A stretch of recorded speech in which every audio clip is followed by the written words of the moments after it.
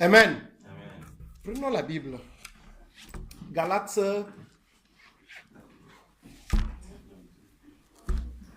5, verset 26.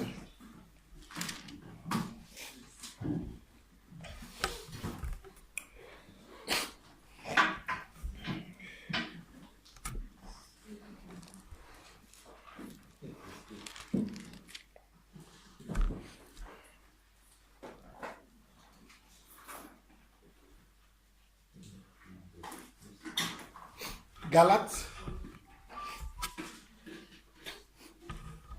5, verset 26. Papa, tu peux me lire, s'il vous plaît? Galates 5, verset 26. Ne désirons point la vaine gloire en nous provoquant l'un l'autre et en nous portant envie l'un à l'autre. Hey.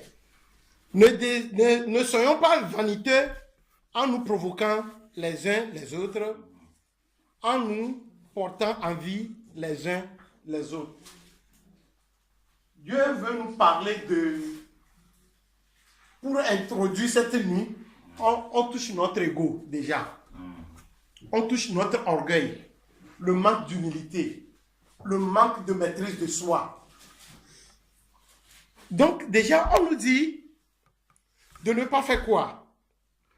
On nous dit directement de ne pas être vaniteux en nous provoquant les uns les autres. Qu'est-ce qui t'amène à provoquer ton prochain?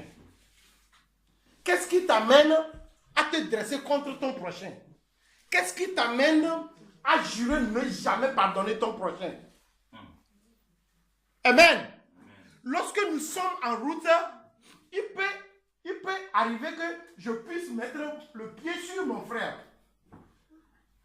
Ça peut être que quelque chose que je n'ai pas prévu.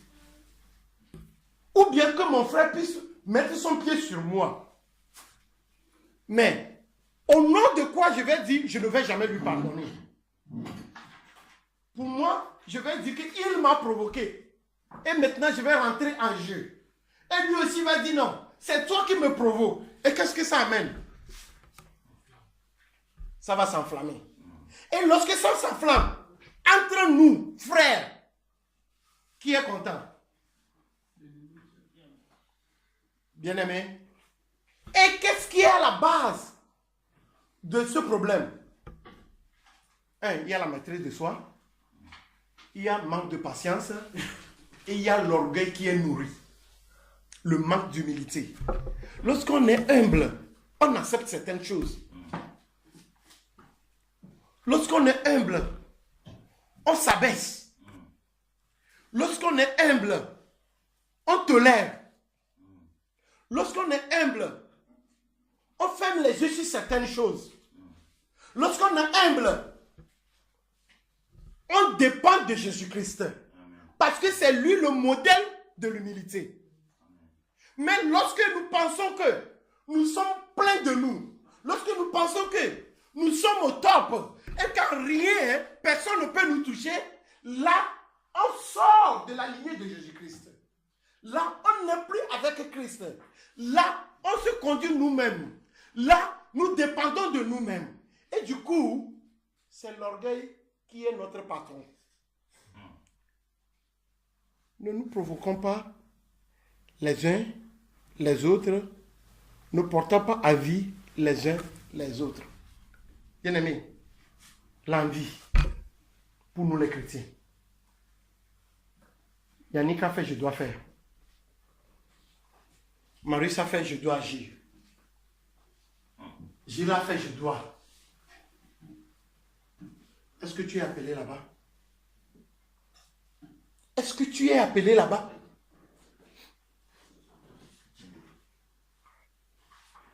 Dieu est Dieu.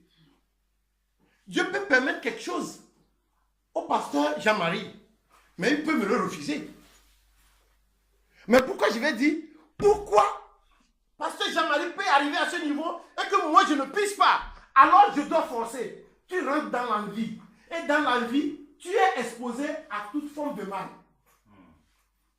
Celui qui est envieux, c'est quelqu'un qui est dangereux. On m'a posé une question entre-temps que, est-ce que c'est bon d'être jaloux? C'est une question comme un couteau à double tranchant. Si tu dis c'est bon, on va te répondre. Si tu dis que ce n'est pas bon aussi, on va te répondre. Mais on va voir maintenant ce que c'est que la jalousie. Parce qu'on dit que Jésus-Christ, Paul dit qu'il est jaloux de nous, non? On dit que nous avons un Dieu jaloux. Alors, qui va dire que la jalousie n'est pas bonne? On va dire, mais quand même, Dieu a dit que c'est un Dieu jaloux. Il est un Dieu jaloux. Alléluia. Mais maintenant, on voit que la jalousie aussi détruit les choses. On va dire, mais comment est-ce que vous pouvez dire que cette jalousie est bonne? Ça devient un couteau à double tranchant. Mais la différence que nous ne faisons pas, la jalousie de Dieu, c'est son amour qu'il a pour son peuple. Amen. Alors que la jalousie que nous manifestons, c'est l'envie qui est derrière. C'est ce que nous ne comprenons pas. Lorsque la jalousie, elle ne nourrit pas l'envie, ce n'est plus la jalousie dont la Bible parle. Lorsque la Bible parle de la jalousie, il parle de l'amour. Il parle de la protection de ses enfants. Il parle de prendre soin de ses enfants. Il ne veut pas qu'aucune chose arrive à ses enfants. Il ne veut pas exposer ses enfants à un danger. Mais lorsque moi je parle de la jalousie en tant qu'homme, je parle de l'envie. Je formule des projets, des mauvais projets sur mon projet. C'est ça la différence. Ici, on nous dit qu'on a l'envie les uns envers les autres. Ça veut dire quoi? Une fausse jalousie, ce n'est pas la jalousie dont Dieu est en train de nous parler. Ton frère, Dieu lui permet d'arriver quelque part. Toi, tu es jaloux, tu l'envies jusqu'à ce que tu mens dans son compte. Tu dis des choses qu'il n'a jamais fait. Tu parles des choses qu'il n'a jamais pensé. Juste pourquoi? Pour lui détruire. C'est la vérité. Et ça, on dit que non. Même Dieu est jaloux. Dieu, la jalousie de Dieu ne l'a pas amené à aller mentir dans le compte de quelqu'un. Bien au contraire. Mais nous, notre jalousie nous amène à mentir dans le compte, à faire des choses pour détruire notre prochain.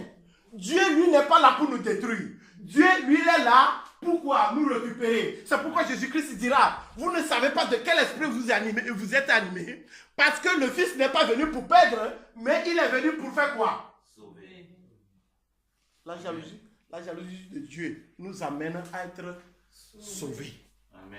Mais la jalousie de l'homme amène à perdre, à détruire.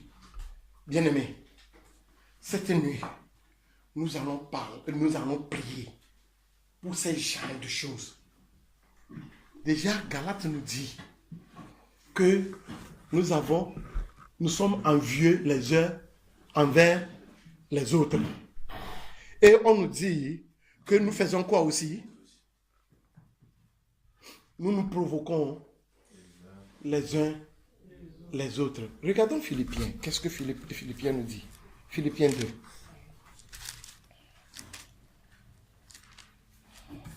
2. À partir du 2e verset. 2 à 10. La Bible dit, rendez ma joie parfaite en vivant en plein accord. Ayez un même amour, un même cœur, une unité de pensée. Bien-aimés, dites-moi, si nous sommes envieux, si nous nous provoquons, comment est-ce que c'est possible d'avoir un même amour? Philippiens 2 à partir du 2e verset. Comment est-ce que c'est possible? Je reprends pour ceux qui n'étaient pas à page. Rendez ma joie parfaite en vivant en plein accord. Rendez ma joie comment? Parfaite. En vivant en plein accord. Ayez un même amour, un même cœur, une unité de pensée. Ne faites rien par esprit de rivalité ou par désir d'une gloire sans valeur. Alléluia. Ce qui nous amène à envier autrui. Ce qui nous amène à être jaloux de notre prochain. Ce qui nous amène les provocations l'un envers les autres, c'est quoi? C'est les vaines de gloire. Les vaines gloires. Et c'est ça, la Bible est en train de nous dire, ne faites rien par esprit de rivalité. La rivalité amène l'envie. La rivalité amène l'envie. Et c'est l'orgueil qui est nourri à ce moment-là. La Bible dit quoi? La Bible dit, ou par désir d'une gloire sans valeur, mais avec humilité, considérez les autres comme supérieurs à vous-même. Bien-aimé, lorsqu'on est orgueilleux, on ne peut jamais considérer son prochain supérieur à lui. C'est impossible.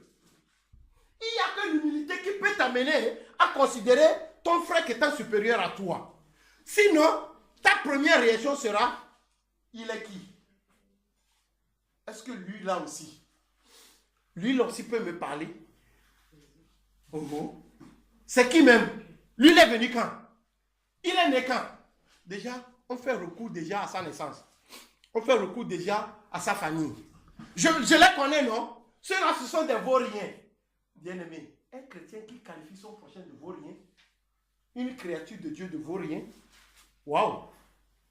On dit que, par esprit de humilité, on doit considérer notre prochain qui est en comment? Qui est ton prochain alors que tu vas considérer qui est supérieur à toi? C'est ton bishop? Non, certainement pas.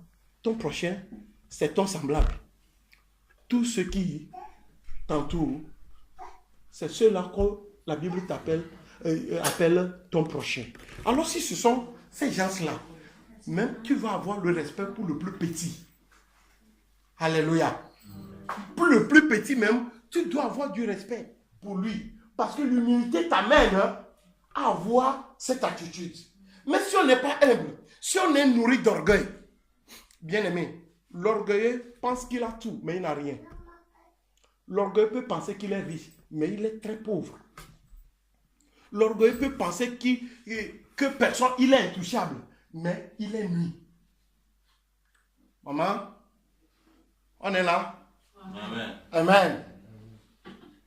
Donc, on dit que par esprit d'humilité. Donc, aucun chrétien ne peut mener la vie de Christ sans avoir l'esprit d'humilité. Pour mener la vie de Christ, il faut avoir premièrement l'humilité. Sa humilité, il est quasi impossible de vivre la vie de Christ. Mais, sa humilité, on peut venir à l'église, hein? Ça c'est clair. Par humilité, on peut chanter, on peut prêcher.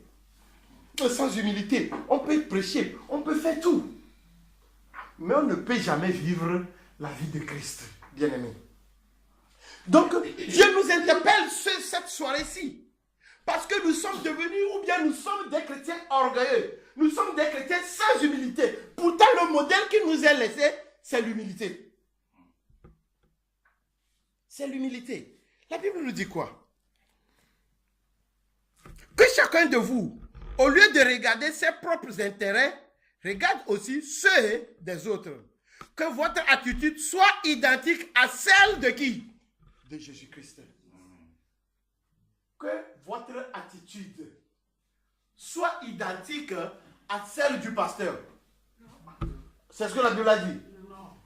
Que votre attitude soit identique à celle de celui qui vous dirige.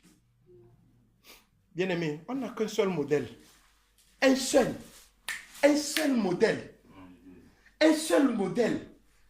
Les gens parlent de Paul, que Paul dit que soyez mes imitateurs, mais il ne s'est pas arrêté là-bas. Comme je le suis pour qui? Christ. Paul dit soyez mes imitateurs comme je le suis pour Christ. Donc, en fait, Paul nous renvoie encore au modèle Christ.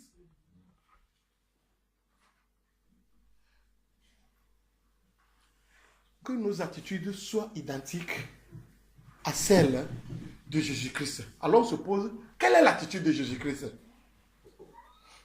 C'est quoi cette attitude? Pourquoi on nous dit que nos attitudes soient identiques à celles de Christ? Qu'est-ce que Christ a fait? Comment est-ce qu'il s'est comporté? Comment est-ce qu'il agissait? Et on nous demande d'être comme lui.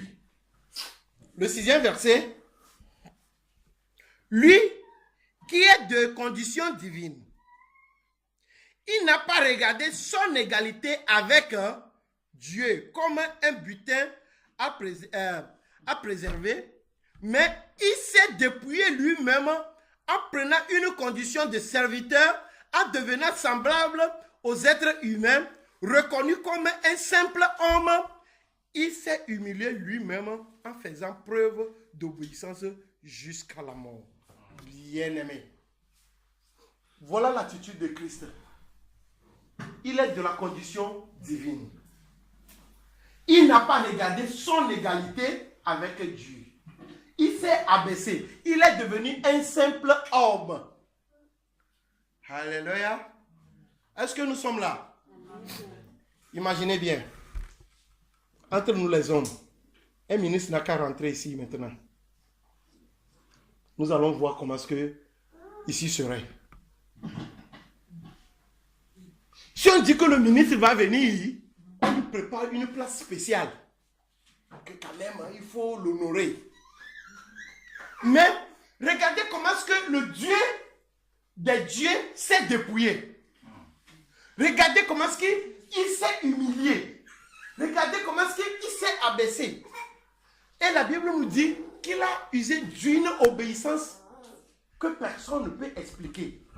Un Dieu qui obéit. Et toi, tu dis que tu ne peux pas obéir. Alléluia. Un Dieu qui est dans le modèle d'obéissance. Un Dieu qui est dans le modèle d'humilité. Bien aimé, l'humilité précède quoi? Et l'orgueil précède la chute.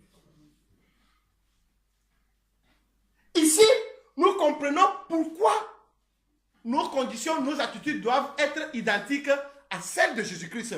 Parce que ce n'est pas humilité, il est rentré dans sa gloire. Où nous cherchons la gloire. Nous voulons rentrer dans la gloire, mais nous voulons rentrer tout en étant orgueilleux. Tout en refusant de nous abaisser.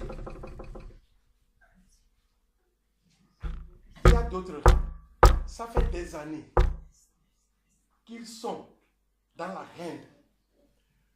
Ils sont toujours à l'église. Ils prient toujours.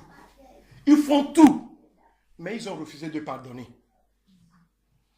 Mais la Bible dit que lorsque tu as quelque chose contre, ou bien ton frère a quelque chose contre toi, avant de venir devant moi, tu fais quoi? Pardon? Alléluia. Comment est-ce que moi, je jeûne avec la haine? Je prie avec la haine. Je prêche avec la haine. J'exhorte avec la haine. J'évangélise avec la haine. Ceux à qui je parle, là, je leur transmets quoi? La haine. Ce n'est pas possible, bien-aimé. Si on n'a pas un cœur humble, un cœur obéissant, un cœur qui pardonne, un cœur qui rend la joie de Christ parfaite, bien-aimé, on a un sérieux problème. On a un sérieux problème. C'est pourquoi la Bible nous interpelle cette nuit. On est venu ici, on a quitté nos livres pour venir passer la nuit devant lui. Bien-aimé, pourquoi? C'est parce qu'il veut encore nous aider à nous débarrasser des choses qui nous rendent lourds. Effectivement, il y en a plein. Et la première de ces choses, c'est l'orgueil. Le manque d'humilité. Et Dieu veut nous montrer que lui-même, il est le modèle d'humilité. Il dit,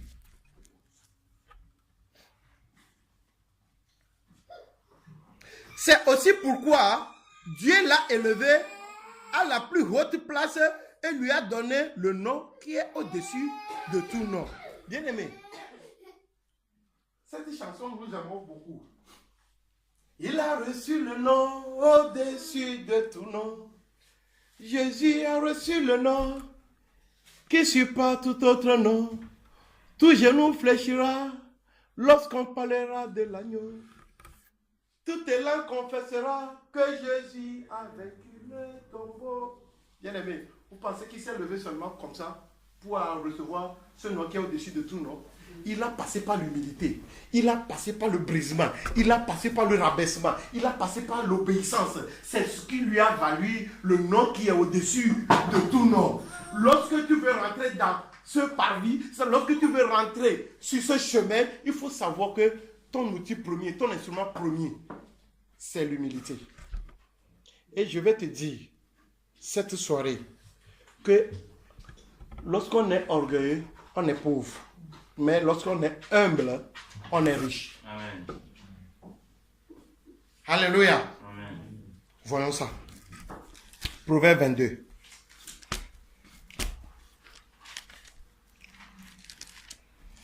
Proverbe 22.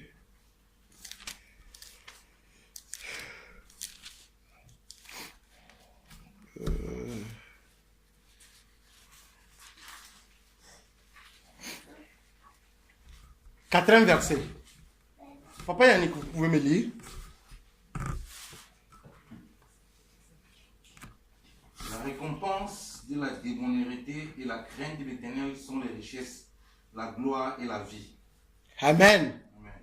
Amen. Dans la version de Maman Astrid? Oui. L'homme humble se soumet au Seigneur. Il est récompensé par la prospérité, la considération et une longue vie. Amen. Dans ma version, on dit ceci. Le fruit de l'humilité. Donc, l'humilité a un fruit. Bien-aimé, Jésus-Christ n'a pas seulement décidé à être humble. Parce que c'est dans l'humilité, il a tout acquis. Nous laissons ce modèle. Lui, il est Dieu. Il n'a pas besoin d'être humble. Mais regardez comment est-ce que Philippiens nous dit. Il n'a pas regardé son égalité avec Dieu. Ça veut dire qu'il n'est pas obligé. Mais il a voulu nous laisser un modèle. Pour que nous aussi, nous puissions passer par là. Et maintenant, Proverbe nous dit que le fruit de l'humilité, de la crainte de l'Éternel, c'est la richesse, la gloire et la vie. Bien-aimé, le fruit de l'humilité, la richesse, la crainte de l'Éternel, on touche deux choses là-bas. Deux choses capitales, bien-aimé. Le fruit de l'humilité, la crainte de l'Éternel, c'est quoi?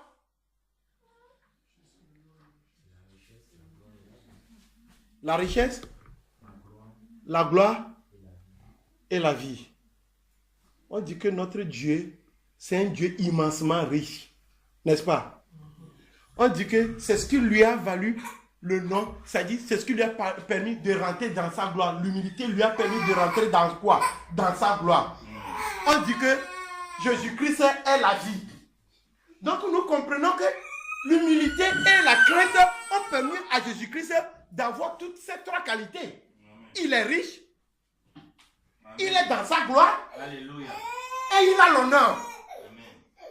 Amen. Pourquoi? Parce qu'il a passé par l'humilité, il a passé par la crainte.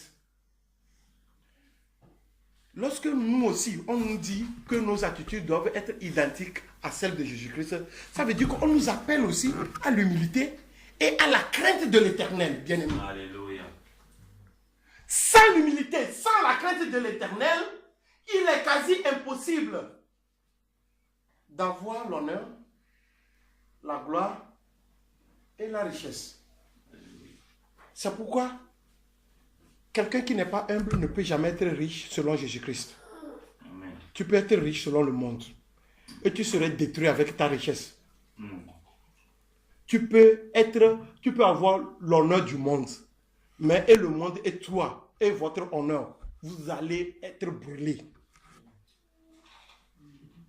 Tu peux recevoir la gloire de ce monde, mais je veux t'assurer que cette gloire de ce monde, on va te donner un moment, tu vas refuser, que je ne te veux plus.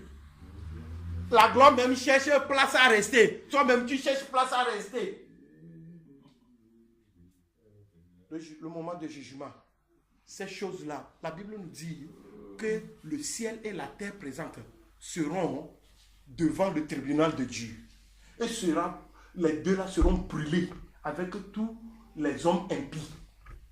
Autrement dit, lorsque nous cherchons la gloire de ce monde, lorsque nous cherchons l'honneur de ce monde, nous sortons de la volonté de Dieu. Et la volonté de Dieu veut que tu sois quoi? Que tu sois humble et que tu aies la crainte de l'Éternel. Bien-aimé, c'est là-bas maintenant, on serait identique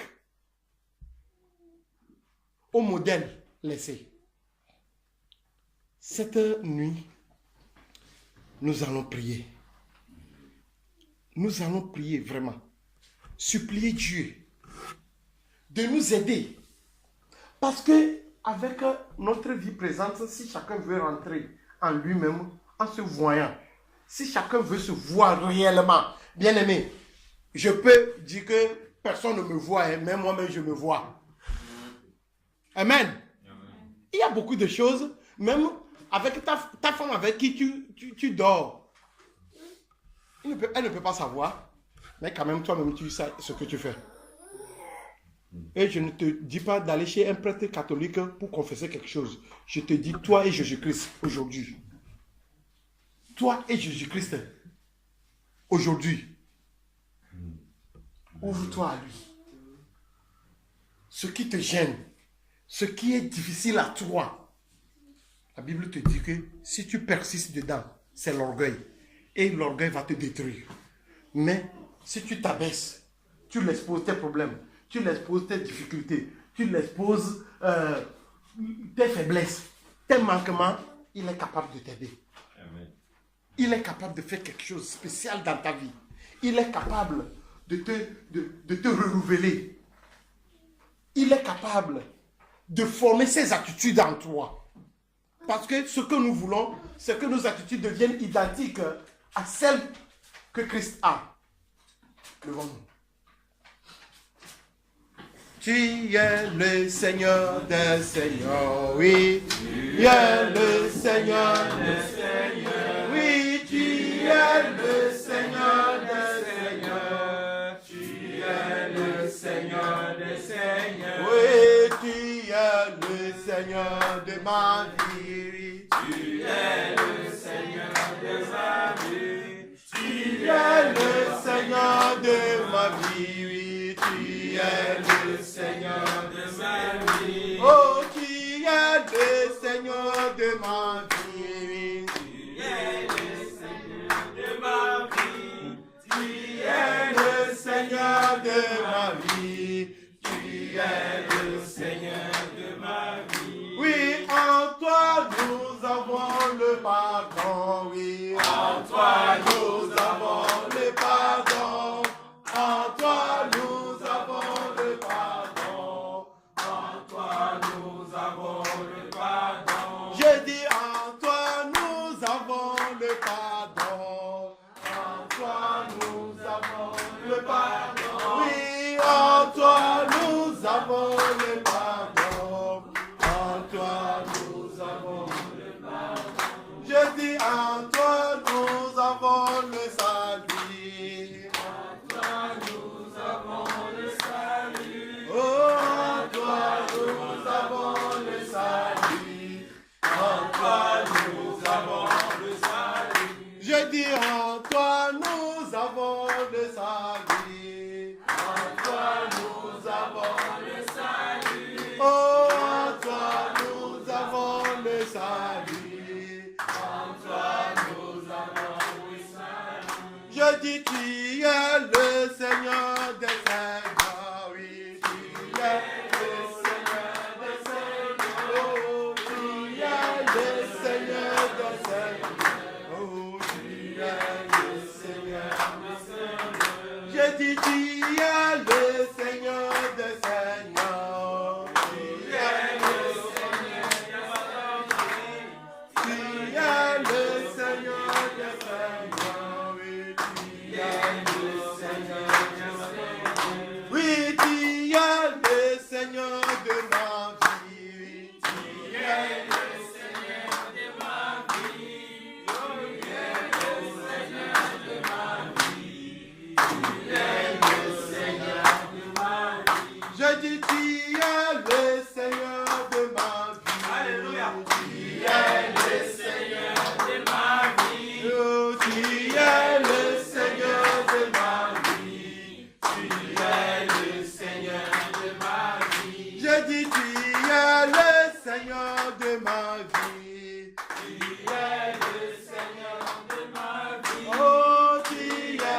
le Seigneur de ma vie. Tu es le Seigneur de ma vie.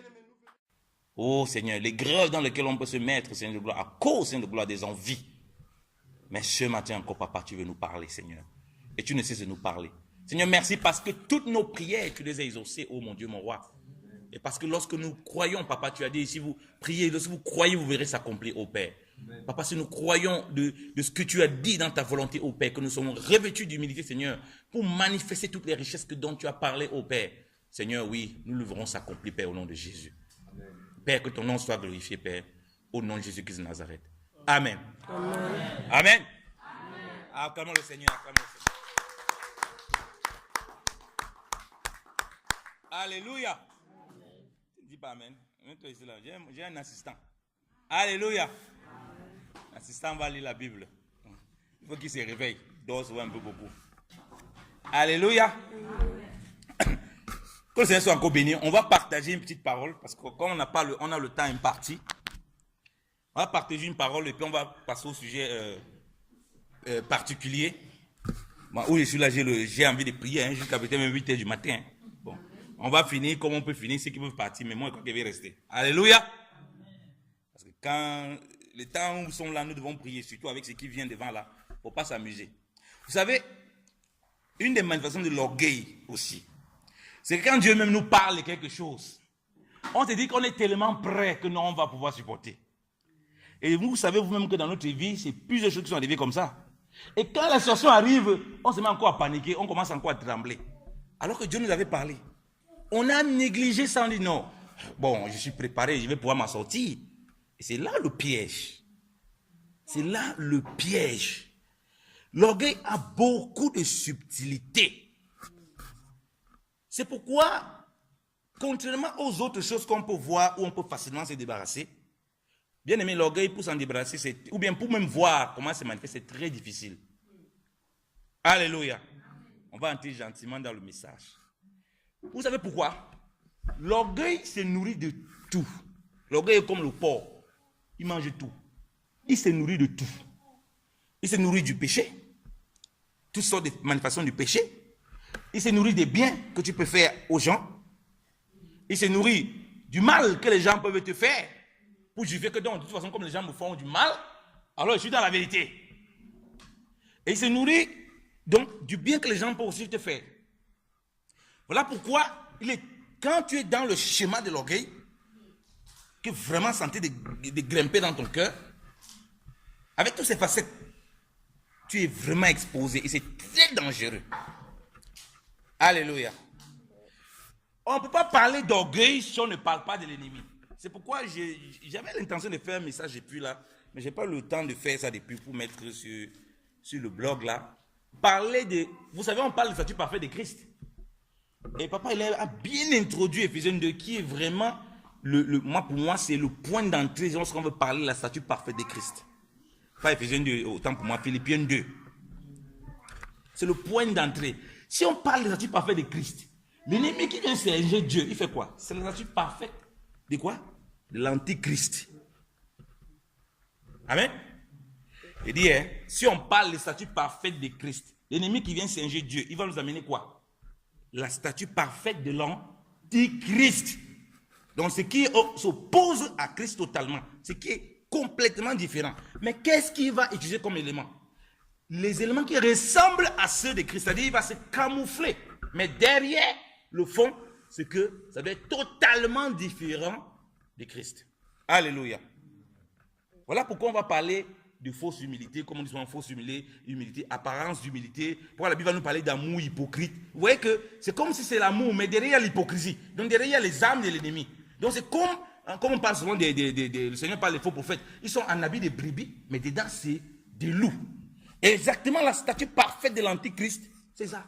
Ça ressemble à la statue parfaite de Christ. Ça ressemble à quelqu'un qui veut faire des choses qui vont vers l'humilité. Mais à l'intérieur là, c'est un loup-garou. C'est un loup sauvage. À l'intérieur, c'est quelqu'un qui est rempli, imbu de lui-même. Et tôt ou tard, les événements vont l'exposer, vont emmener là-dessus. Parce qu'un loup ne peut pas se cacher longtemps. Amen. Alléluia. À un moment, on va se rendre compte que ça, ce n'est pas la voix d'une brebis, ça ressemble à la voix d'un loup.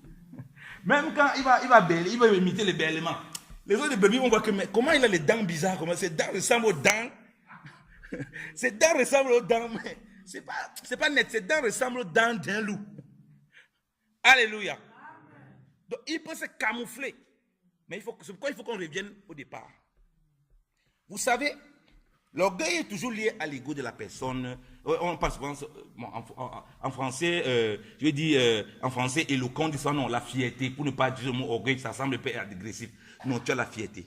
Remarquez que dans le monde, c'est ces éléments qu'on utilise toujours pour dire que si quelqu'un veut se surpasser, veut se développer, s'il est oppressé peut-être par les situations, on dit, où est ton orgueil? Où est ta fierté? Il faut te battre, il faut qu'on leur montre qu'on a de la fierté.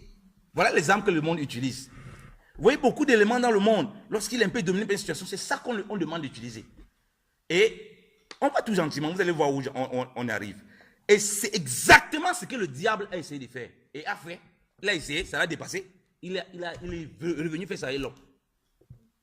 Essayer d'élever la fierté de l'homme. Pour que ça avec cette fierté-là, qui va pouvoir accomplir des choses. Donc, donc du coup, tu ôtes l'autorité de Dieu, tu deviens quoi? Égocentrique.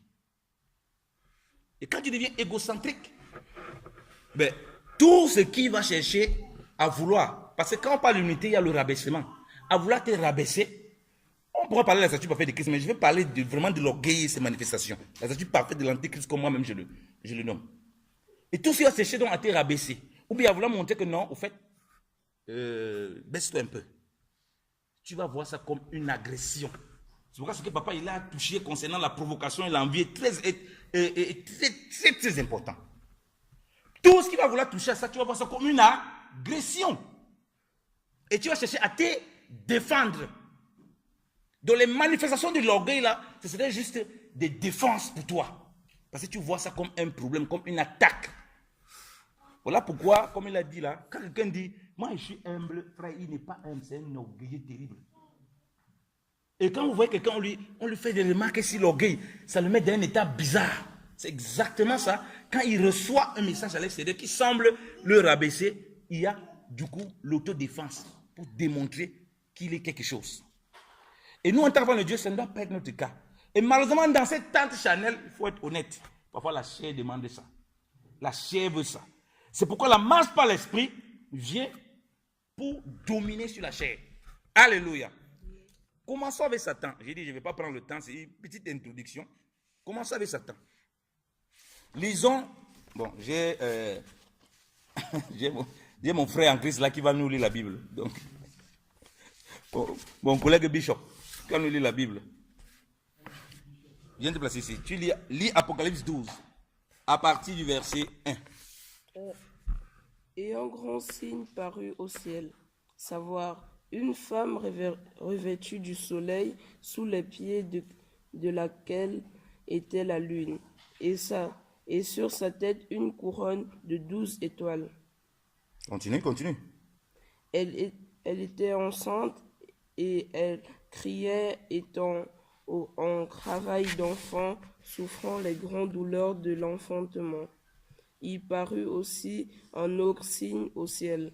Et voici un grand dragon roux ayant 7 têtes et 10 cornes, et sur ses têtes 7 diadèmes.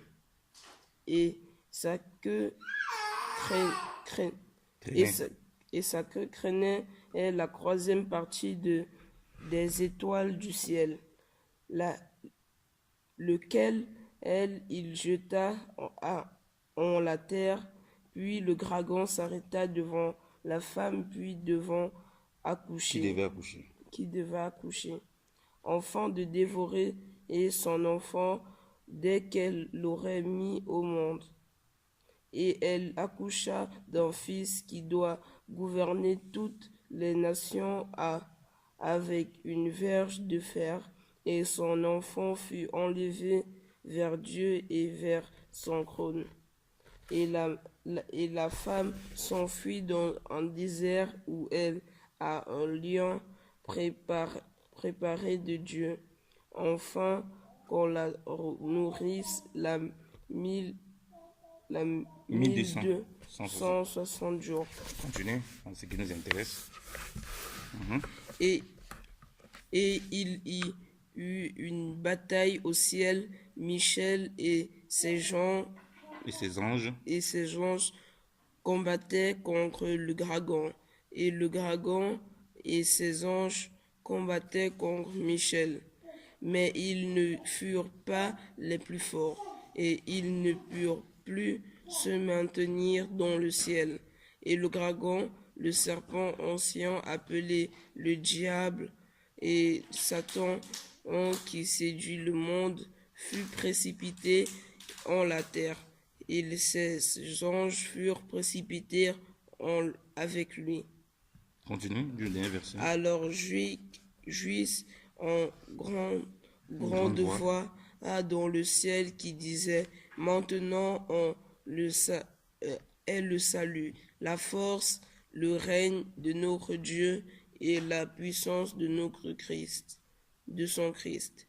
Car l'accusateur de nos frères qui les accusaient devant notre Dieu jour et nuit a été précipité, et ils l'ont vaincu à cause du sang de l'agneau et à cause de la parole de leur témoignage, et ils n'ont point aimé leur vie, mais les ont exposés à la mort. Verset 12.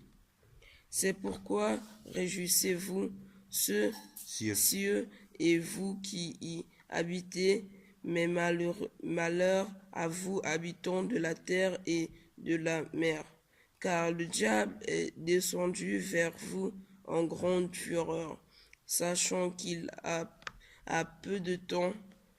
Or, Amen. Allez, donne-nous là. Alléluia. Alléluia.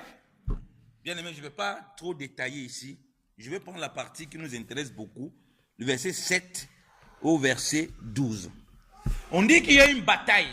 Le dragon, là, on commence à partir du verset 1, on parle d'un dragon. On a l'impression qu'on ne comprend pas très bien tout ça. Après, on nous révèle qui est ce dragon, qui engage une bataille dans le ciel.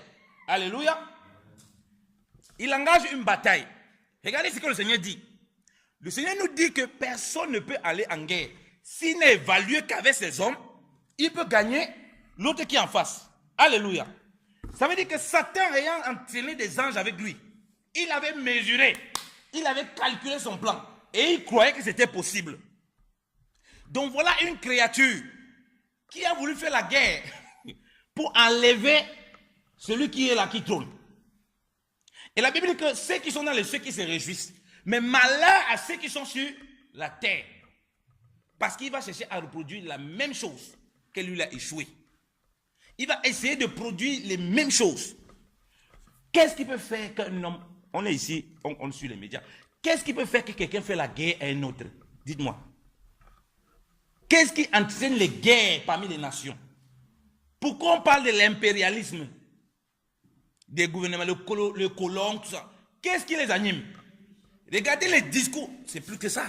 Regardez les discours des colons. Ils se voient supérieurs à l'autre. Comme ils se voient supérieurs, que l'autre est un bâtard et l'autre est un homme qui ne vaut rien, excusez-moi des termes, il faut faire quoi? Il faut prendre tout ce qui lui appartient. Il faut le résoudre à l'esclavage. Donc, il y a quoi? Une haute opinion de soi, un regard méprisant de l'autre, alors on peut lui faire la guerre. Donc, dans l'acte de guerre, là, il y a beaucoup de choses. Parce que c'était des anges qui étaient ensemble. Ça veut dire qu'ils ont commencé à voir une partie des anges comme les anges qui ne le méritent pas. Comme des anges qui ne sont pas au-dessus d'eux. Comme des anges qui doivent en dessous. Comme des anges qui doivent commander. Alléluia. Parce que tu prends ton alter ego là, tu es en train de marcher avec ton alter ego, je veux dire quelqu'un de ta génération, tu l'arrêtes, tu vas commencer à donner des ordres. Quelle est la réaction qu'il va avoir? Il va commencer à dire pardon, ne commence pas à vouloir me donner des ordres. Donc, ils sont tous dans le royaume de Dieu, chacun avec les positions qu'ils avaient, mais ils étaient tous des créatures au service du Seigneur. La guerre rentre quand vous commencez à regarder, comme papa il a dit, qu'il n'y ait pas les envies. Vous commencez à voir que, mais finalement, on peut même prendre l'histoire si on commande même ici. On peut prendre l'histoire si on commande. Ce qui se passe avec le diable, c'est exactement ce que les gens manifestent dans les églises. Ils arrivent avec un regard d'orgueil, un regard de mépris. Les anciens, ils font même quoi? Les gens qui conduisent, même là, ils disent qu'ils font le... Non. il commence à propager quoi? Parce que pour séduire les anges, quand on veut, souvent dans le monde, on veut que les gens adhèrent à un projet. On les présente le projet, non? On les montre les bons et les pour, on montre oh, mais ça c'est un bon projet, ça peut marcher. Pourquoi on te suit? C'est comme ça exactement que, ça je vous ai parlé de la stratégie parfaite de l'Antichrist. Les gens viennent au milieu du peuple, ils sont comme les anges, parce que la parole de Dieu nous présente comme les anges. Ils sont comme les frères, comme des saints parmi nous. Mais l'orgueil est tellement là, avec un tel mépris, Satan commence à faire germer ça en eux. Le mépris des anciens. Qu'est-ce qu'il crée? Il commence à créer les divisions, les sectes. Voilà comment l'église se casse. Bam! Et ils ont pris des brebis. Et c'est comme ça que des faux prophètes viennent et cassent. Ils prennent les bébés, ils s'en vont avec les bébés. Et ceux qui l'ont suivi, dans la même mentalité que le diable. L'orgueil, le mépris. Ils ne veulent plus accepter leur position. Non, on doit dominer maintenant sur vous. On doit dominer sur Dieu et sur vous. Donc on n'accepte plus la position qu'on a. Vous voyez les gens dans l'assemblée, ils veulent à tout prix prêcher.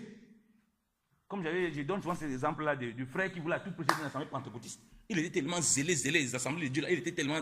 On dit frère, tu es encore jeune, tu as encore le temps, tu es jeune dans la foi. Attends, non, comme les gens rentrent à témoigner, il a le feu, il connaît les choses de Dieu. Bon, il insiste beaucoup, les anciens disent que bon, le gars, il nous fatigue. Ok, on va lui donner, frère, prépare-toi dans 2 semaines, on va te donner le message, tu vas prêcher. Donc, prends ton message que tu veux. Après 10 minutes, il ne savait plus quoi dire. Il a commencé à tourner ses feuilles dans tous les sens. Il était perdu. Pourquoi? L'orgueil qu'il avait animé. C'est là. Les gens commençaient à susciter des choses. Les anciens ont vu que ça pouvait créer des problèmes à l'assemblée. Ils ont quand même fait ça. Bon, Dieu lui a donné la sagesse pour savoir comment gérer ça et lui permet de s'exprimer pour qu'il voie lui-même ses propres limites. Mais généralement, ce n'est pas ça parce qu'un orgueilleux ne voit jamais ses propres limites. Un orgueilleux veut toujours aller plus loin. Un orgueilleux ne se remet pas en question. Puisqu'il a déjà déterminé, pour faire la guerre à l'autre, il faut que je détermine que je suis plus fort que lui. Il faut que je pense que je suis meilleur que lui.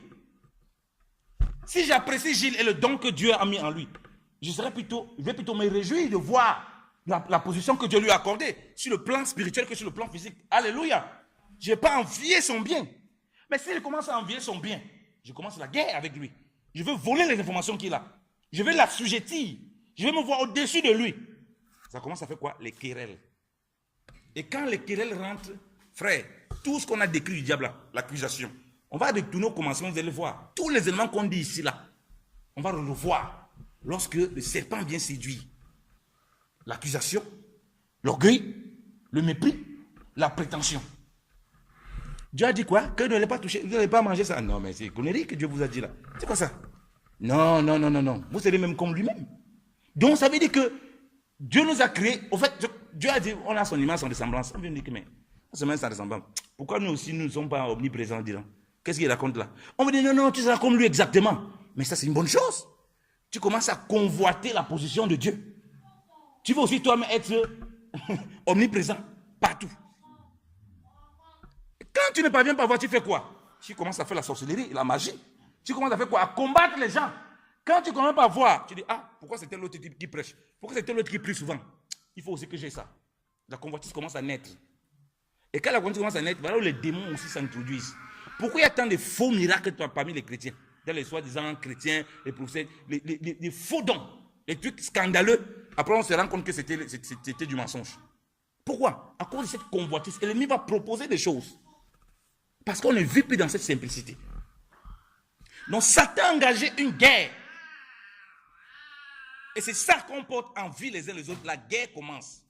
Il y a la guerre à distance. On regarde simplement, ça gemme dans le cœur. Mais tôt ou tard, comme il dit, ça va produire quelque chose. Ça va produire quelque chose. Je veux dire, le regard qu'on a sur notre époux, le regard qu'on a sur notre épouse, le regard qu'on a sur nos enfants, la façon dont on a, le regard qu'on a sur nos collègues, bien aimés dans le Seigneur, ça peut révéler des choses horribles sur nous. Qu'est-ce qui nous anime? C'est de faire la guerre, comme ces anges-là, parce qu'on ne supporte plus notre opposition à l'Assemblée. Depuis que j'ai demandé au pasteur que moi j'ai envie de chanter, pourquoi il n'accepte pas que je chante? Non, je ne suis pas d'accord. Ça commence à querelle dans ta maison. Ça commence à querelle dans l'Assemblée. Donc, l'orgueil commence à manifester dans tous ces aspects. Parce que dans ces aspects, il y a quoi? Il y a la connaissance. Il y a la sagesse à ses propres yeux. Il y a l'accusation. L'accusation est une terrible manifestation de l'orgueil. Parce que quand on commence à accuser quelqu'un, on croit toujours qu'on est mieux.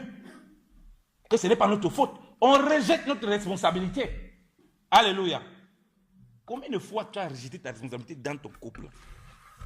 Combien de fois tu as rejeté ta responsabilité, bien-aimé? Quand on parle l'orgueil, tu regardes les gens qui disent oui, moi je ne suis pas n'importe qui. Non, ce n'est pas que ça. Tu te transformes facilement en accusateur lorsqu'il y a un problème dans ta maison. Mais tu ne te remets pas en question. C'est pourquoi il dit, retournons maintenant au début. On voit bien que ce qui s'est passé là, c'est exactement ce que le serpent a fait à eux dans le désert. Retournons dans Genèse. Lisons Genèse. Lisons Genèse, bien aimé dans le Seigneur. Genèse.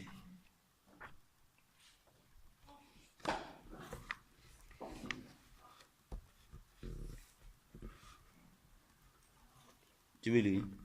Genèse chapitre 3. Lis à partir du verset 1. Or, le serpent était le plus fin et de tous les animaux des champs que l'Éternel Dieu avait fait. Et il dit à la femme, quoi? Dieu a dit, vous ne mangerez point de tout arbre du jardin. Et la femme répondit au serpent, nous mangeons du fruit des arbres du jardin. Mais quant au fruit de l'arbre qui est au milieu du jardin, Dieu a dit, vous n'en mangerez point, et vous ne le toucherez point, et de peur que vous ne mouriez. Alors le serpent dit à la femme, vous ne mourrez nullement, mais Dieu sait qu'au jour que vous en mangerez, vos yeux seront ouverts, et vous serez comme des dieux, sachant le bien et le mal. La femme donc, voyant que le fruit de l'arbre était bon à manger et qu'il était agréable à la vue et que cet arbre était désirable pour donner et de la science, en prit du fruit et en mange. Elle en donna aussi à son mari qui était avec elle, et il en mangea. Amen. Alléluia. Avec toi déjà là. Alléluia. Regardez bien le Seigneur. Qu'est-ce que l'ennemi vient? Il vient d'abord faire quoi? Remettre en question l'autorité de Dieu. Ah. Quoi? Dieu a dit quoi? Il remet en question l'autorité de Dieu, parce que l'autorité de Dieu est liée à sa parole. Et il vient donner une position dont Dieu vous a fait. Dieu vous cache certaines choses. C'est ce qu'il est en train de dire. Dieu dit qu'il a créé à son image, sa ressemblance. Dieu vous cache certaines choses. C'est ça comment il veut vous montrer. Quoi il vous cache? Donc, mettre Dieu en opposition avec sa créature. Exactement ce que quand Satan vient pour mettre l'orgueil entre nous, c'est ce qu'il fait. Quand tu as un manque de pardon, tu sais ce que tu fais. D'ailleurs, c'est lui qui m'a blessé, c'est lui qui vient demander pardon.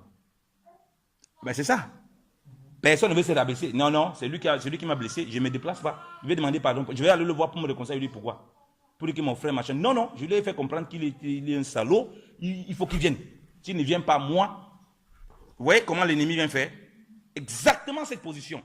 Il ôte l'autorité de Dieu. Or, quand tu es dans l'autorité de Dieu, tu sais que ce que Dieu t'a donné là, c'est suffisant. Alléluia. S'il veut te donner plus, il te donnera. Alléluia. Parce qu'il dit à Moïse que les choses cachées sont à l'Éternel, les choses révélées sont à Dieu. Ce n'est pas à moi d'aller chercher ces choses révélées. Si Dieu veut me les révéler, il va me les révéler. Après le discours, elle a d'abord vu, dont la science là est rentrée, que l'arbre était agréable à la vue. Mais donc depuis que c'était là, c'était pas agréable à la vue, elle n'avait jamais vu ça. Elle n'avait jamais vu ça.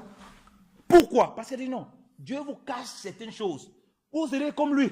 Vous serez des divinités aussi. Et c'est exactement les doctrines des démons qu'on commence à enseigner aux chrétiens. Quand le Seigneur dit aujourd'hui que nous, on doit se dépouiller pour être des serviteurs inutiles, qu'est-ce que Satan essaie de faire? Non, vous êtes des petits dieux.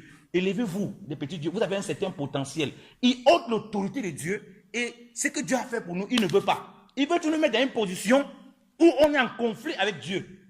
Et quand on est dans cette position, on est en conflit avec Dieu, où nos cœurs se lèvent, on se lève forcément sur tout ce que Dieu a créé. Surtout sur notre prochain. Bien-aimé dans le Seigneur. Voilà où ça commence.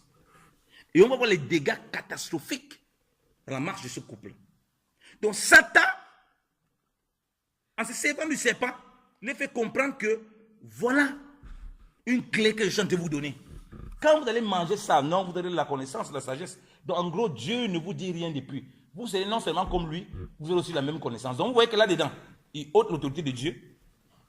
Il amène quoi? La connaissance. La parole de Dieu dit quoi? La connaissance enfle. Ok?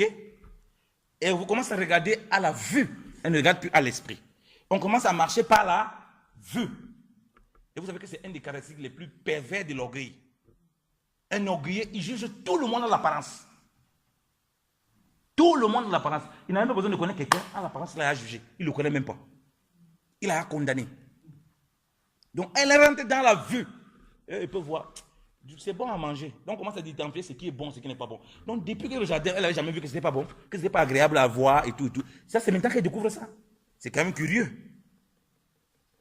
Le danger de la connaissance, quand sa connaissance ne nous pousse pas à marcher dans la crainte de Dieu, c'est quoi? C'est que ça nous pousse à être orgueilleux. À croire qu'on est capable. Parce que de toute façon, quand on devient orgueilleux, on croit qu'on est dessus des autres. On peut tout faire. Dieu ne va rien faire. C'est exactement le problème que Samson a. Beaucoup de voyages de Samson sont avec la prostituée. Non, il va coucher avec la prostituée. Dès le démon parti. Qu'est-ce que le démon? Qu'est-ce que. Pas le démon, autant pour moi. Quand l'esprit de Dieu est parti sur lui, alors qu'il est dans le péché. Quand est-ce que l'esprit de Dieu le quitte? C'est quand est-ce que ça le quitte? Remarquez bien. Il a osé dire le secret qu'il ne doit pas dire. Ce n'est pas quand il est dans son péché. Il a osé braver l'autorité, le secret. Dieu dit dans sa parole que le secret de Dieu est pour ceux qui le craignent.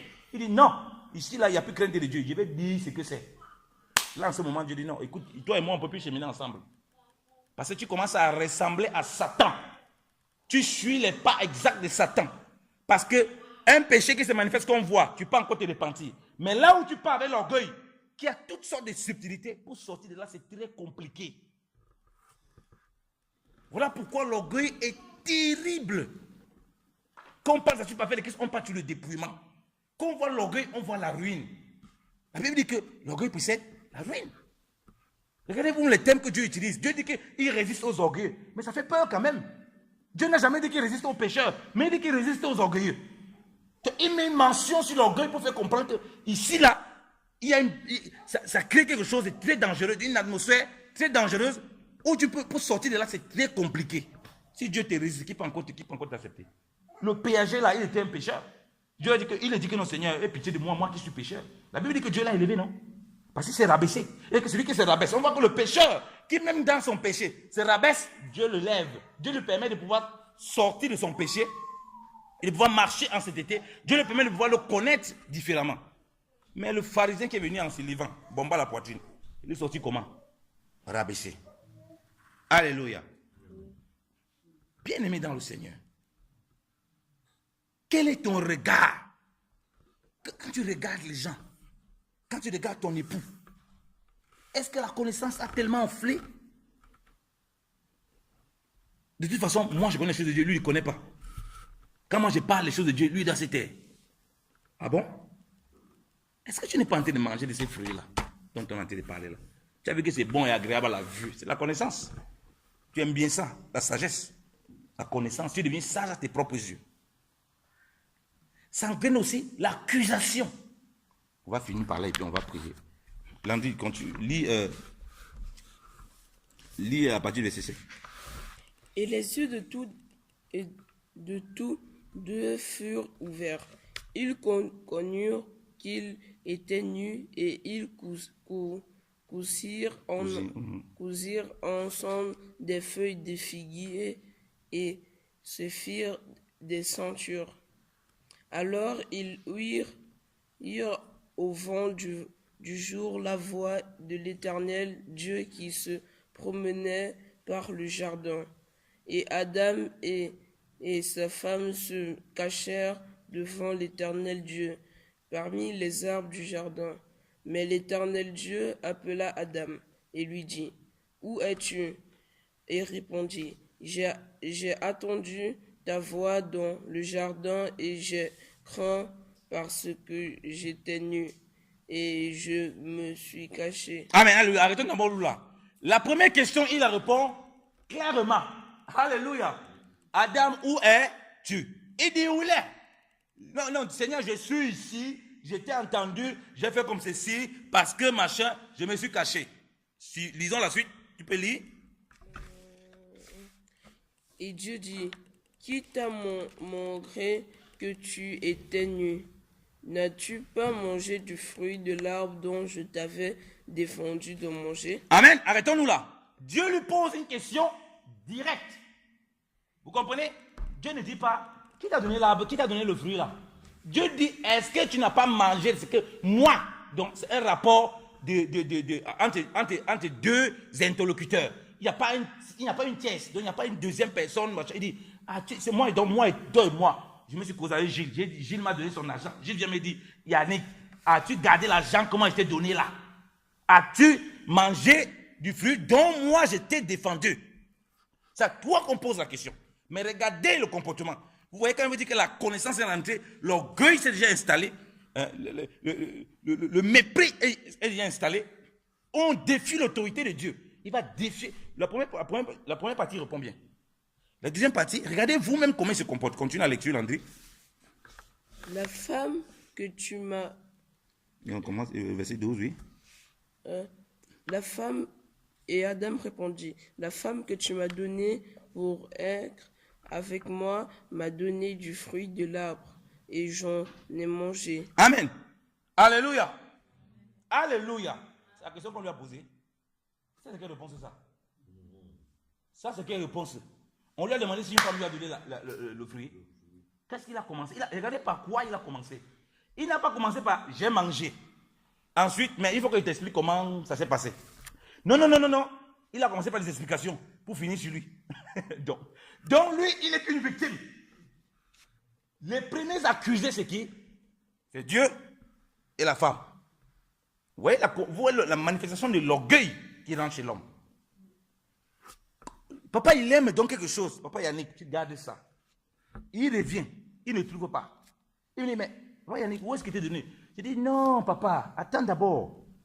Tu sais, Richel était venu ici, il avait fait un truc. Papa, il va dire, non, papa, je t'ai posé une question. Moi, je n'ai pas vu Richel. J'ai causé avec toi, il t'ai donné à toi. C'est à toi qu'il pose la question. Donc, là, il se dédouane premièrement. Il accuse Dieu. Comme je vous ai dit, il défie l'autorité de Dieu. Ce que tu m'as donné. Donc, Dieu s'est trompé quand Dieu a formé la femme. Il remet en question l'autorité de Dieu.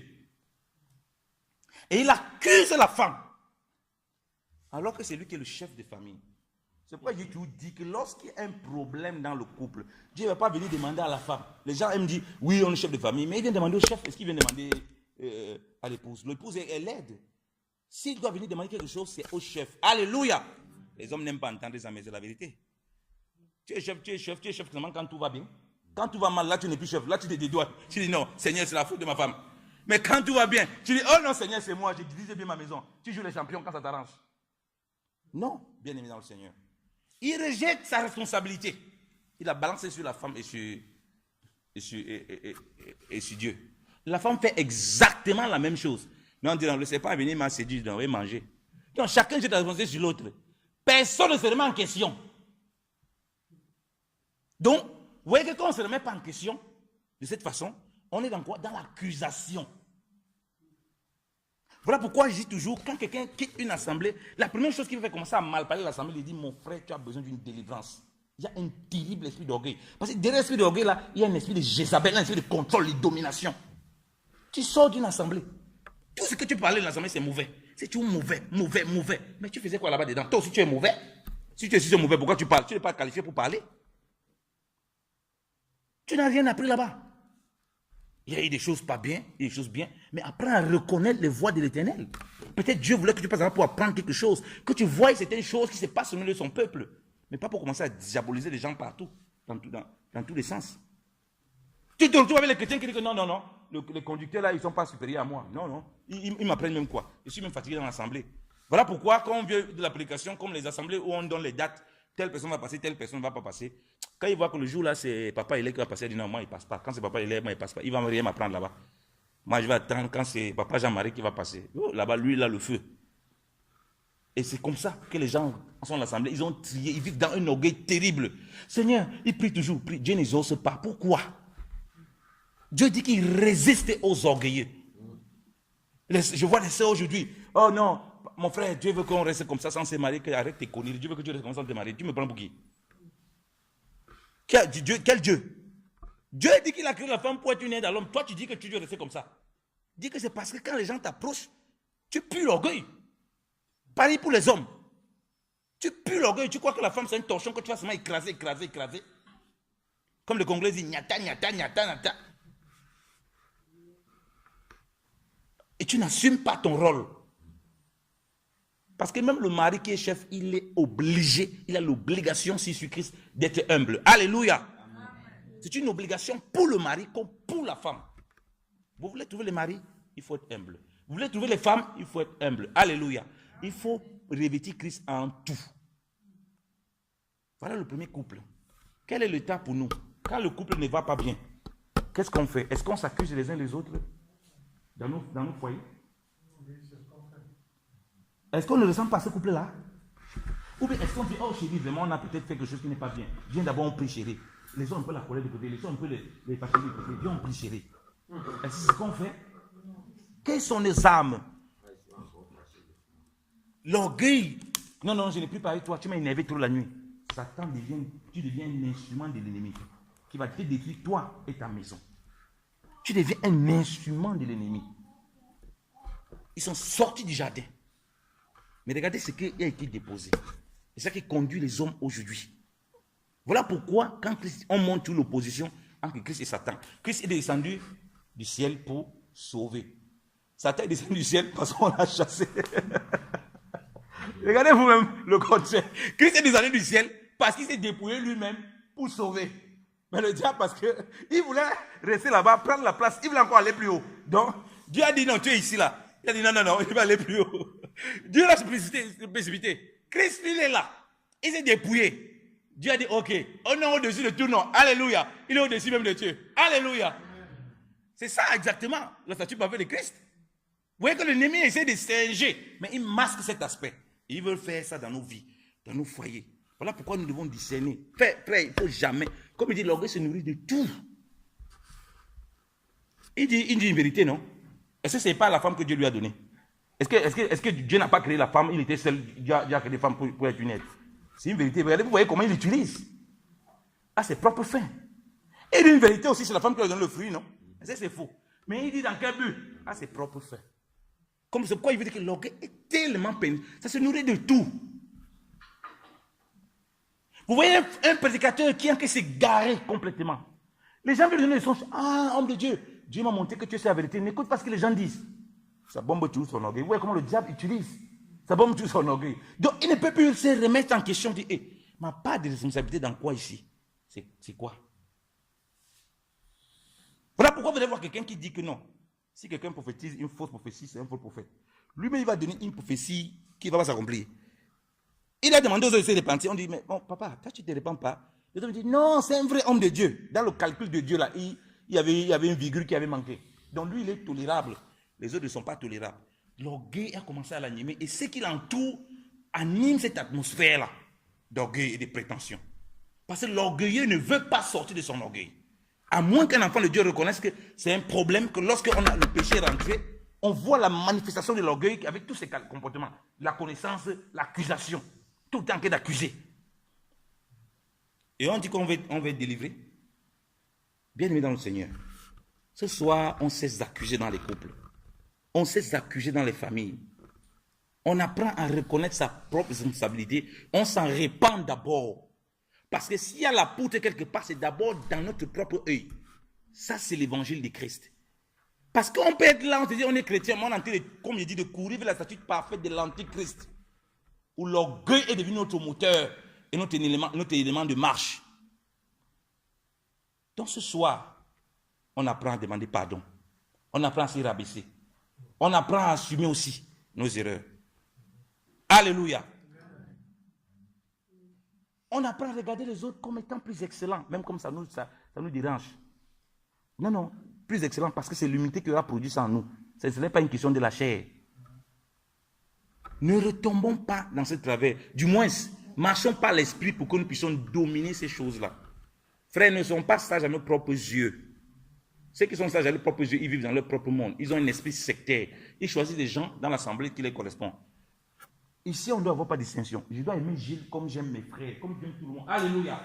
Je n'ai pas eu une relation particulière avec Gilles en dehors de l'assemblée. Ça, c'est un esprit sectaire, un esprit désorgueilleux. Il estime que non, je vais estimer que non, Gilles est mieux que les autres, donc je reste avec lui. On a plus, comme on dit, entend souvent les chrétiens dire que non, j'ai plus de connexion spirituelle. Ah, il dit donc, il y a mes connexions spirituelles avec les autres, d'autres, il n'y en a pas. Il dit que ça, c'est un esprit sectaire, c'est de l'orgueil qui te conduit. Bon, c'est pas la même chose, c'est pas la même relation. J'ai la même relation avec la sœur préférée que tout le monde. Donc, c'est juste un mot.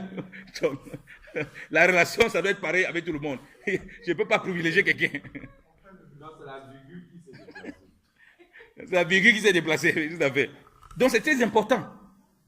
Mais lorsque on est dans l'assemblée, c'est des manifestations de l'orgueil parce qu'on a du mépris envers les autres. Pourquoi je ne peux pas essayer d'avoir la même relation avec tout le monde? Comment je regarde mes frères? Est-ce que mon cœur ne s'est-il pas enflé? Je pense que je connais plus que tous les autres. Bien-aimés, apprenons à nous rabaisser encore. Ne tombons pas dans ces statuts parfaits de Christ. Quelles sont nos âmes? L'envie là, la bagarre là, ça nous amène à cette bagarre dans le ciel. On est en train de bagarre avec nos frères. Et on va finir très mal. La Bible dit que l'orgueil précède la ruine. L'humilité précède la gloire. Alléluia. Lèvons-nous, on va prier. Lèvons-nous, bien-aimés, lèvons-nous, on va prier. Lèvons-nous, on va prier. Lèvons-nous, on va prier. On va prier au Seigneur. On va lui demander vraiment de désirer de marcher dans cette statue parfaite de Christ. Souvent, nous avons été dans cette marche de la statue parfaite de l'Antichrist, où nous avons eu une paix fausse, où nous avons eu une apparence d'humilité, où nous avons eu une apparence de simplicité, d'abaissement, mais à l'intérieur, c'était plein d'accusations. À l'intérieur, on jugeait que non, l'autre n'est pas mieux que moi. L'autre est ceci, cela. Même lorsque tu vois que tu as des dons qui semblent être excellents, frère, considère le frère qui a des dons meilleurs que toi. Alléluia. Ça semble être contradictoire, parce que ce n'est pas comme ça que la chaîne nous a enseigné. Parce que dans le monde, qu'est-ce qu'on fait? On prime les hommes qui sont les meilleurs, c'est-à-dire qui sont au-dessus des autres, avec les notes, tout ça, on donne les diplômes. Mais en Jésus-Christ, celui qui s'est rabaissé. Alléluia. Il est le premier qui s'est rabaissé, qui est monté au ciel. Prions bien au Seigneur. Père, nous voulons te bénir encore, oh Seigneur, ce matin, oh Papa. Parce que tu nous as encore, oh Seigneur de gloire, ouvert l'intelligence pour nous montrer, Seigneur de gloire, de voir les défiances de l'orgueil, oh Père, qui peuvent, oh Père, nous détruire.